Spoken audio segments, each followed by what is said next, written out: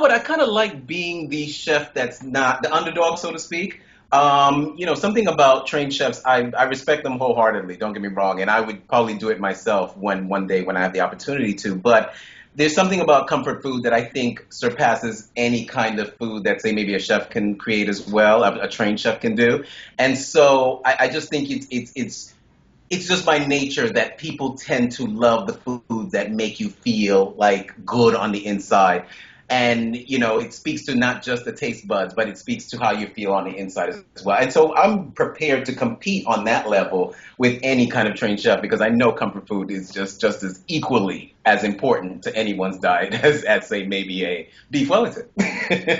Now, can you come, like, whatever the recipe we have to do or whatever the dish is, you're comfortable with all sorts of. Yeah, and I love putting my spin on certain things too. So, once again, if it was, for example, a beef Wellington, I know I would add my own spin to that, if I should ever make it. So I think I'm comfortable with all types of food and cuisines. I'm Caribbean background, so I love to bring in a lot of the flavors and spices that are known in the Caribbean island to whatever I'm making. What's the most technically difficult dish that you've ever made? I think sometimes the technicality is more so about, like, maybe, for example, oxtails, a braised oxtail, and not being able to prepare it for the correct length of time that maybe it needs to have the meat just right.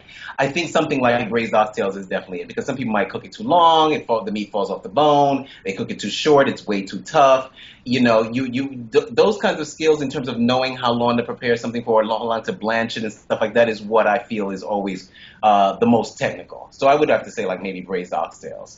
And you're happy with pressure. You don't mind Oh, yeah. Well, I'm a private chef, so I mean, sometimes you might find yourself in that kind of bind where you might get to the event venue just a little too late and you have to be under that pressure to get everything out still on time. So I kind of like that pace. I might not be a restaurateur kind of chef, but I still know what it's like to hustle to get, a meal on the table. And so Yeah. I like that. I like that pressure.